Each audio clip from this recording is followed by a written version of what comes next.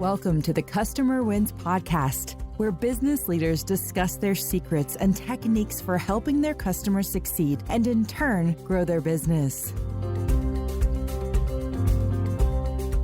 Hi, I'm Rich Walker, the host of the Customer Wins, where I talk to business leaders about how they help their customers win and how their focus on customer experience leads to growth.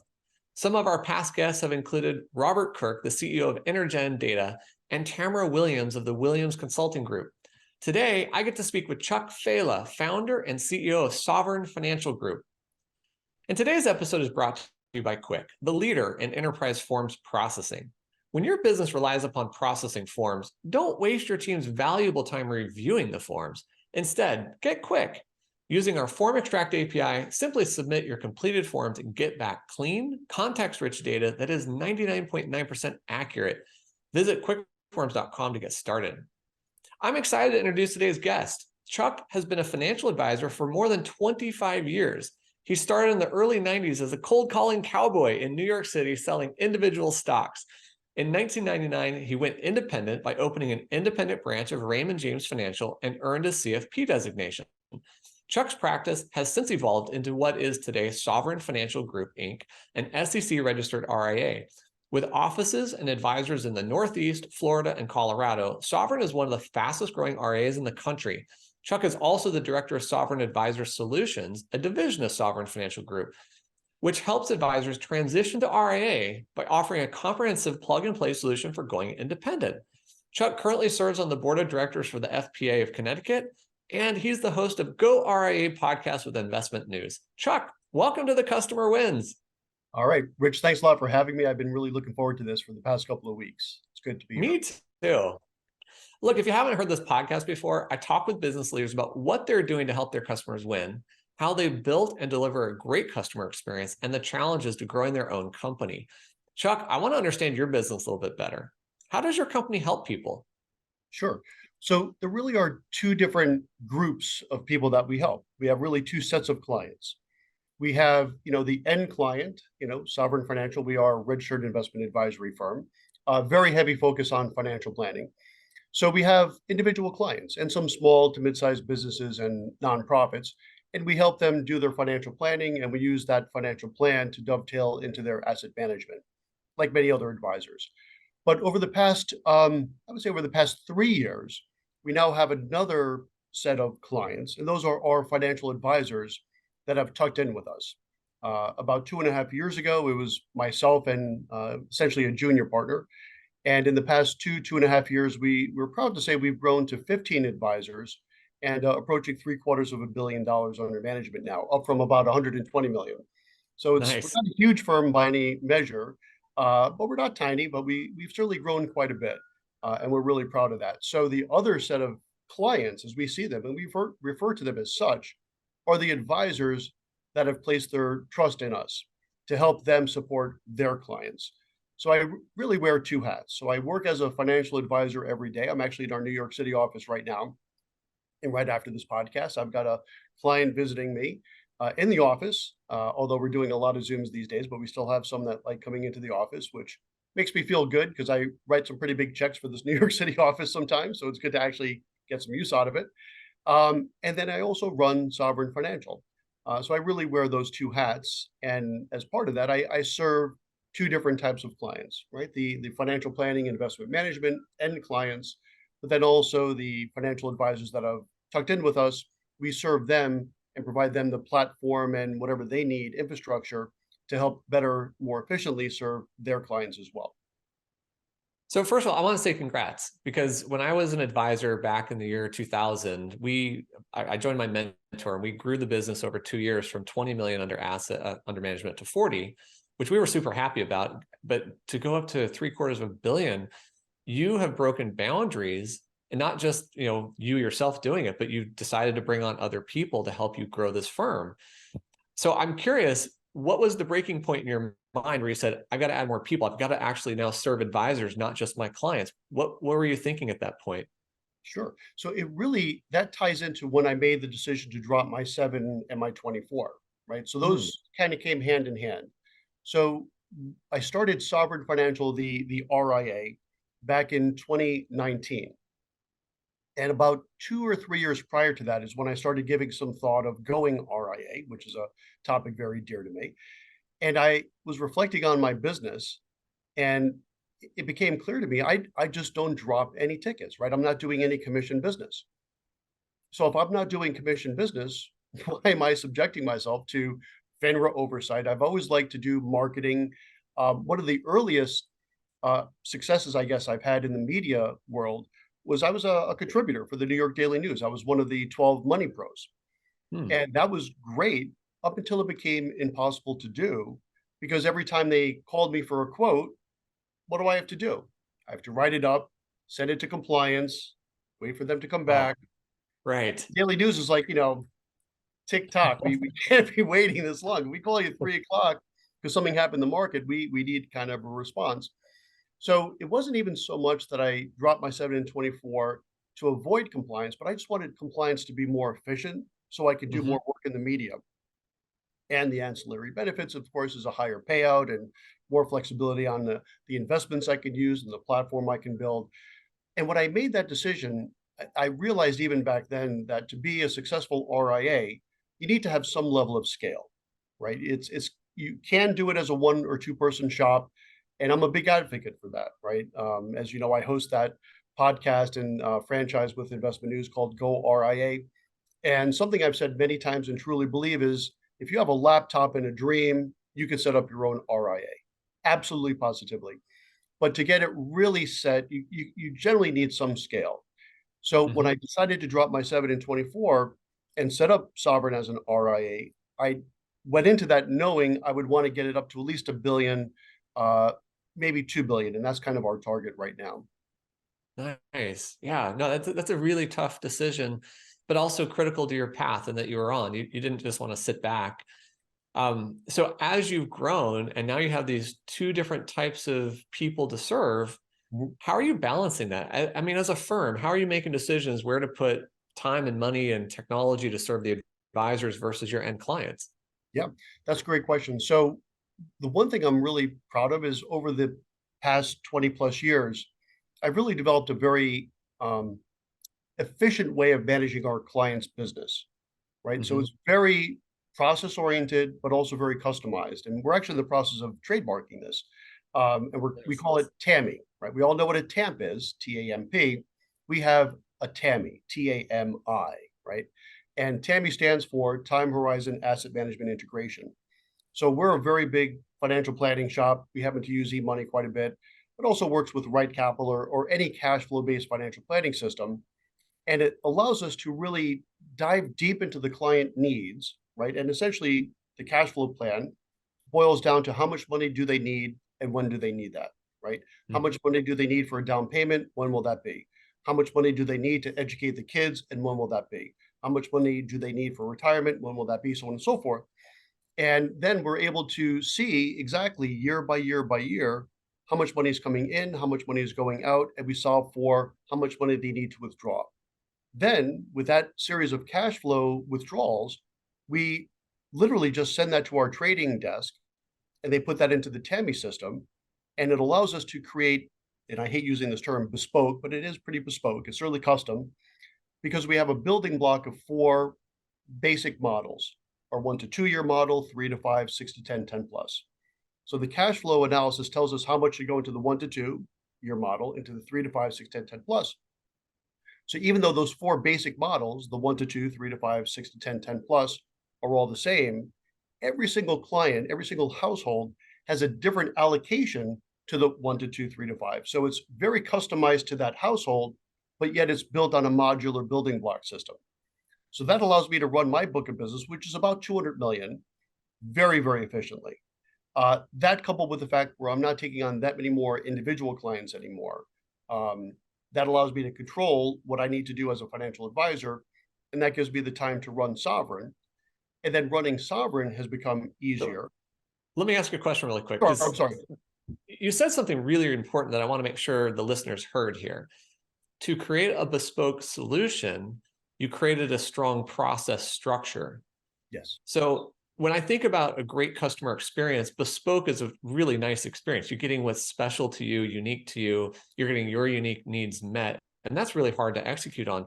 But I've often said efficiency comes from great design. And it sounds like that's exactly how you've approached it. Am I right? Absolutely. And that really has been the key, to free up my time to do my other passion, which is running the business side of the business, which I really enjoy. And that's the newer passion for me. So it's that fresh passion. And I absolutely love it. And I was just going to add one last thing to that. On the running the business side, I've opened up the purse strings and brought in some really top-notch people for doing our operations and compliance and trading.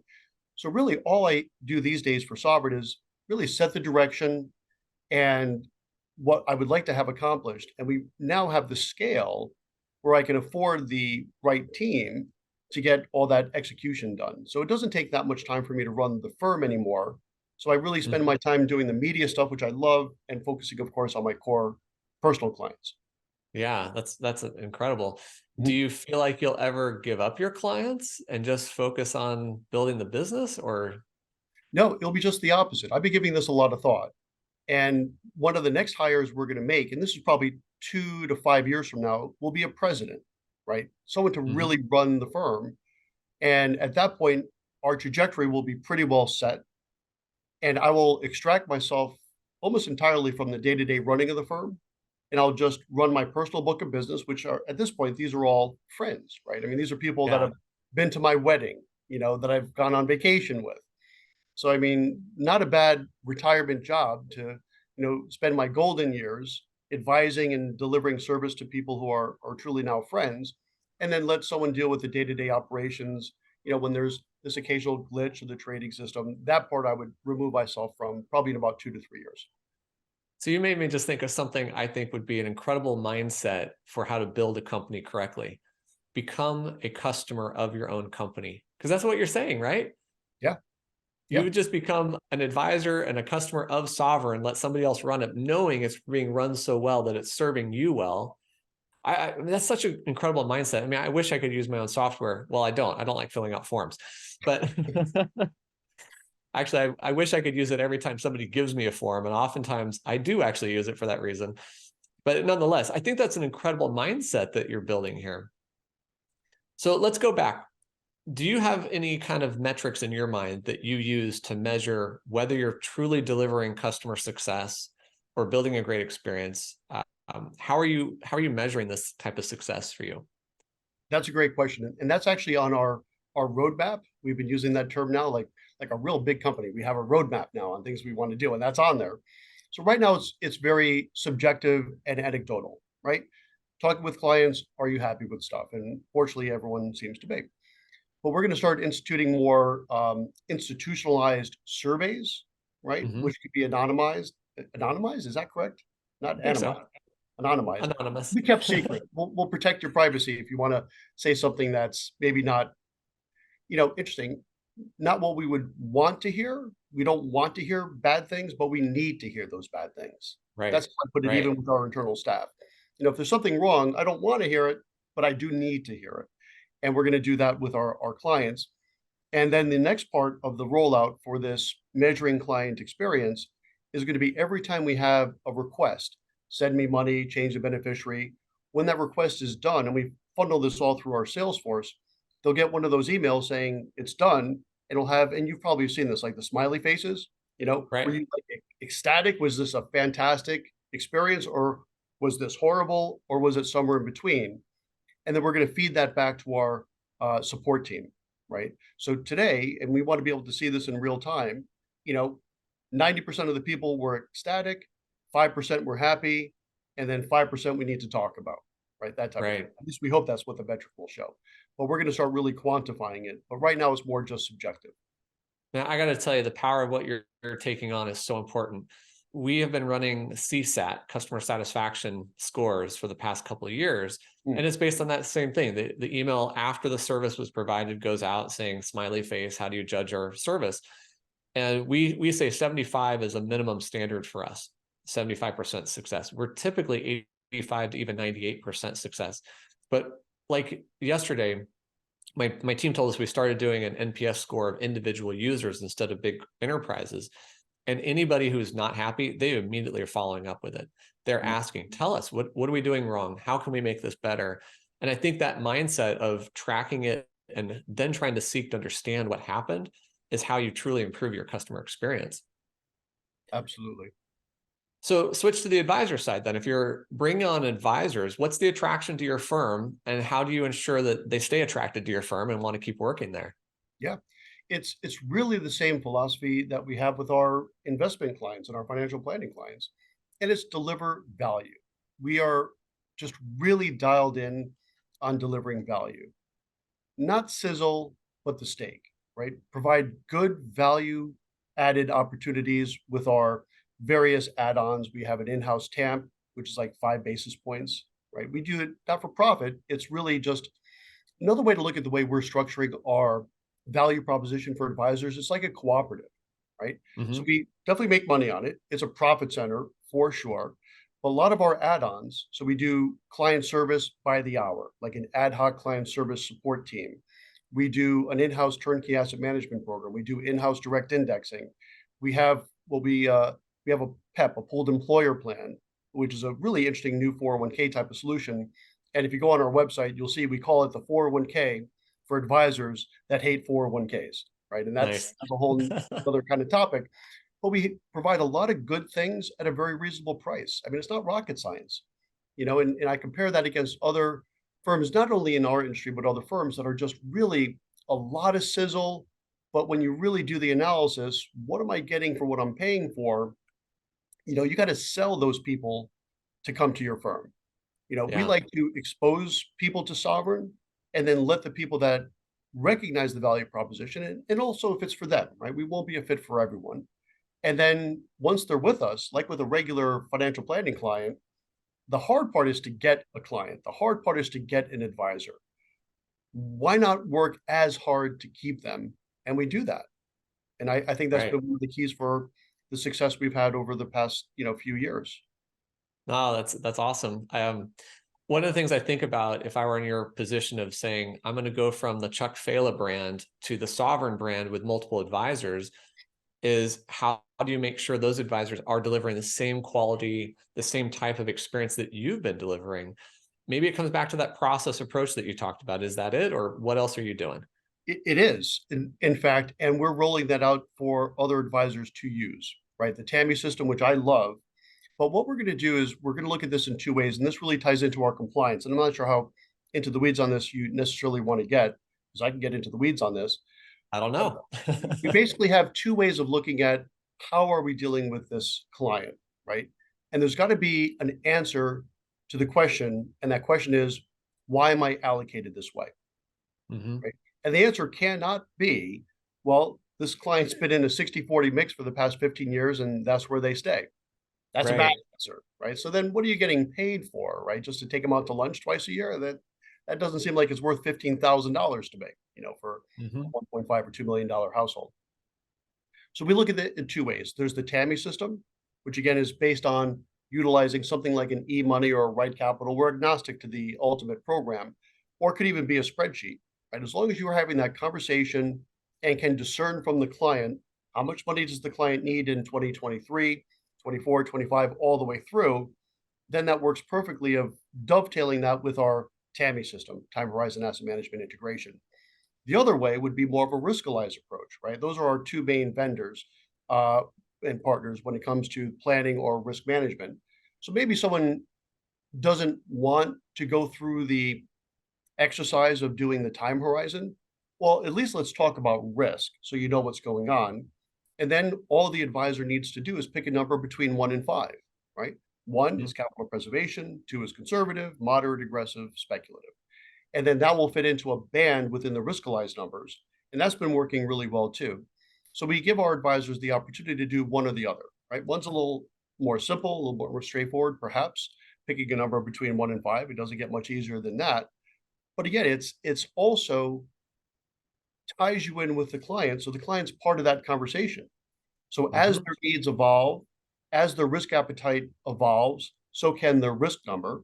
And then, of course, with the TAMI system, that's even more bespoke. For someone that hates the word bespoke, I've said it like 4 or 5 times today. I think it is overused, but this is pretty custom for sure. The TAMI system really goes into much more detail and provides a really precise allocation. So for the clients that want to do that, we give our advisors a platform with which to do it. Or if they want to just go more simplistic way, choose a number between 1 and 5. And then what we do from the firm side is we track that and we let the advisor know when they're moving out of that category, whether it's the time horizon or the risk number. And then the advisor, of course, is responsible for maintaining the relationship and communicating that with the client, and then either making adjustment of what we think the client wants or making adjustment to the portfolios. You know, you said something else there that makes me think about my own situation. We go to our doctor once a year for a checkup, right? And every 5 years, there's certain types of tests we do, et cetera. Our advisors should be asking us every year, what's our risk, and assessing it, because risk keeps changing based on situation, what's going on in the market. And that doesn't, I don't necessarily think that should change our investment profile every single year, but it'd be really interesting to track how we're feeling about what we're doing and what's going on. Sounds like that's how you're trying to help your clients. Without question. And it really goes back to a topic that's become very, very popular now, which is behavioral finance. Yeah. And at the core, that's really what we do, right? I mean, if you're an advisor out there and you're selling yourself as the advisor that's going to beat the market, good luck. That's not what we do.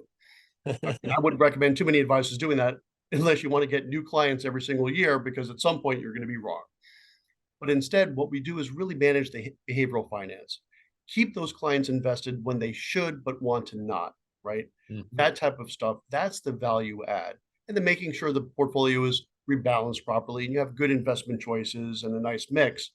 But I think so much more of our work is being recognized to be based on behavioral finance, almost more than anything else. And you have, Kitchis is talking about this. Daniel Crosby from Orion, I mean, he's literally written books on this. There's so much topic on this and discussion on this, and for good reason. And I think especially for those next gen clients, that's what they're really going to get turned on by.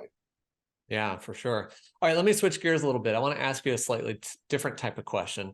The world has changed in the past year because of artificial intelligence. At least everybody's talking about it changing. I'm curious, from your perspective, what do you see changing or being impacted by artificial intelligence? Yeah. Well, this is actually artificial intelligence right now. Chuck is actually downstairs having a beer. Nice. Would that be something? But I've seen that. Actually, it was someone, I forget which reporter it was, but someone on CNBC.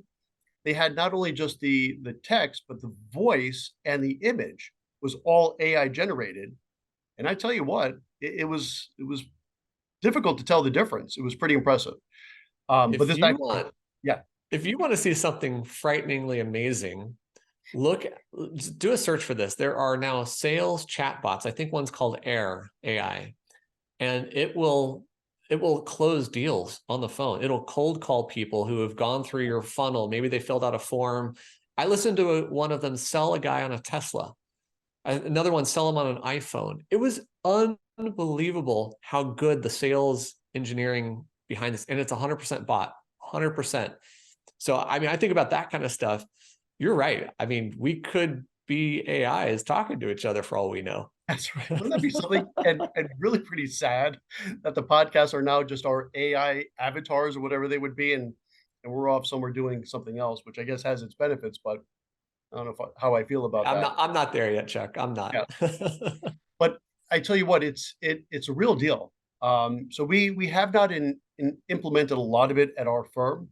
Where I have been using it, and we have been using it. So as you know, I do a lot of content production, and we do a lot of webinars, both with Go RIA, but also for Sovereign. We do our once a month, we do second Tuesdays with Sovereign, and they're always some kind of educational thing, not always investments, but Medicare or who knows what.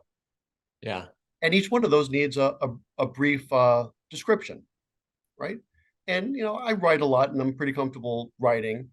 But the other day, what was it? I think it was actually our webinar that we did on Medicare planning, and we had a guest speaker.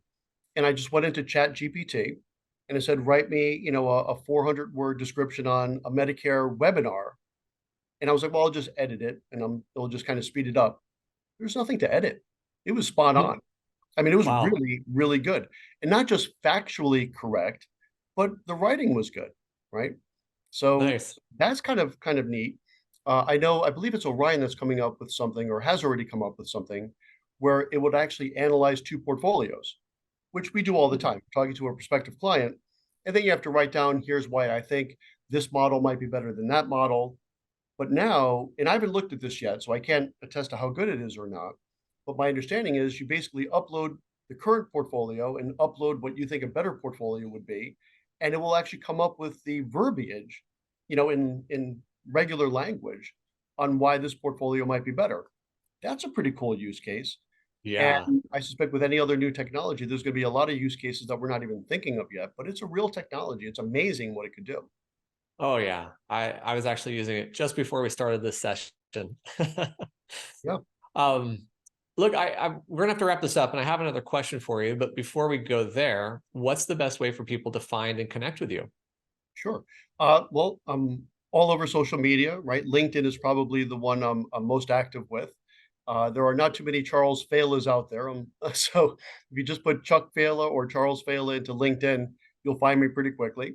You can go to sovereign.com, sfgroupinc.com, or smoke signals, phone calls, whichever. I'm always interested to talk with people, especially in the industry. So I'm pretty easy to get a hold of and tend to be very responsive for. So any of the above would be fine. And if Chuck sends you an email, he's a real person. That's how we met. That's right. So I lied. Actually, I have two questions for you. There's Yep, another question I meant to ask before the last one. Since you're the podcast host of Go RIA and you really are helping people make that kind of choice, I just wanted to quickly understand, what are the top couple of reasons that somebody should go RIA? sure. The one that people there's really two, right? One is the payout. You make more money in your pocket's a good thing, right? And that's a Mhm. simple one. It's a real one. But you talk to people that have gone RIA, what they'll tell you they're even more happy with than just the higher payout, which who doesn't like more money?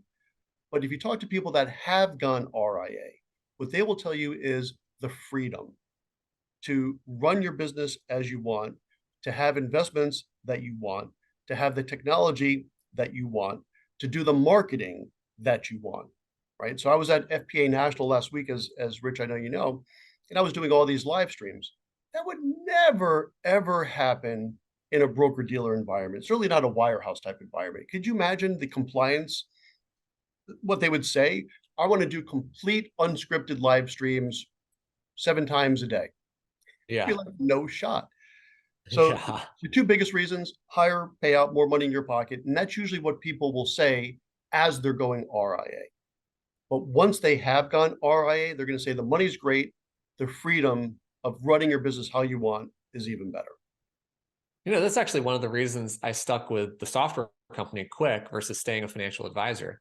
I didn't like how much reporting I had to do, and having two companies meant, or really being an advisor meant I couldn't be an entrepreneur in the same way that I wanted to be. So I love that answer. All right. So here's my last question. Who has had the biggest impact on your leadership style or how you approach your role today? Okay, so it's an awesome question. I was actually just interviewed by my 14-year-old daughter. She was doing a project for school. Fun. And I was like, "Oh, I would love to do this." And she did a great job. She's a real organized person and just, if I may say, she's my daughter, of course, but very bright and curious, like her dad. And that similar question came up because a lot of this focused on, what is at the core of me is being an entrepreneur. I Mhm. love business. Ever since a very strangely young kid, I wanted my own business, like 7 or 8. It's weird. Didn't want to be a basketball star or anything like that, which is good because I was never very coordinated. But I just wanted to have my own business from an early age. That's what I wanted, and a lot of this came from my parents, right? And I got two really great things from both my parents. My dad, he was just a really charismatic people person, right? And you learn that, like you see them interact, and Mhm. I think it rubs off, right? And I could even see some of my mannerisms, and my mother has said as much. My father passed away when I was pretty young, but she's actually said a lot of times the way I speak and just the cadence is very similar to him. So for whatever skills I have in communication, I give a lot of credit to him. My mother, I will give a lot of credit to for discipline and the idea of adding value and delivering value. And I'll share with you an interesting story about my mom. So I was a new stockbroker, right? And as you mentioned in the intro, I started off as literally one of those cold calling guys that you see in the movies. And it was a great way to start in the business. It was a lot of fun. And I got my Series 7. And I Mhm. studied really, really hard for that Series 7 because I wanted to just take it once and get back to building my business. So I ended up getting a 93. Pretty good. So I was in New York City, and I remember this clear as anything. This is 30 years ago, right? I was in my mid 20s, I guess, early 20s. And I called my mom. And I was like, oh, I studied. She knew I was studying. I was like, I passed. I got a 93. Eh, No BS. Her first response was 93. So what did you get wrong? I was like, well, I'm not sure what I got wrong. It's like, it's 93. People are pretty happy just to pass. And she Yeah, was like, right. and this is exactly what she said to me, Rick. She said, well, you're managing money for people. You can't make any mistakes. Mm. And she wasn't joking. Like, if you know my Yeah. mom, she was like, seriously, go back and study those 7 points that you missed. Because when you're managing something as serious as money for other people, so you can't make any mistakes. And now my father had a great sense of humor. My mom, not so much. She was all business discipline.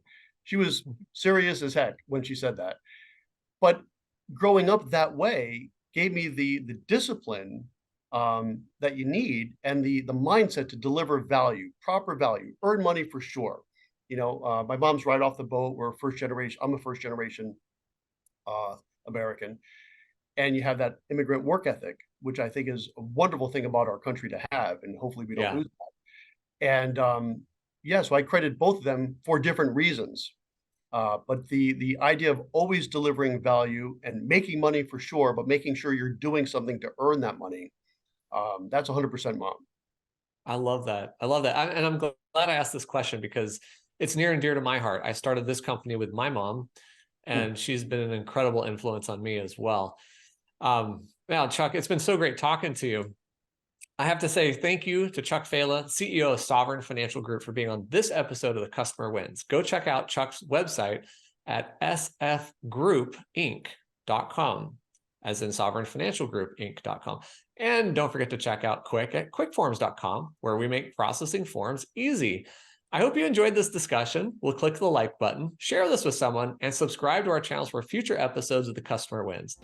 Chuck, thank you so much for joining me today. Rich, thanks a lot. It was a lot of fun to be here. I appreciate you having me on. Thanks for listening to the Customer Wins podcast. We'll see you again next time, and be sure to click subscribe to get future episodes.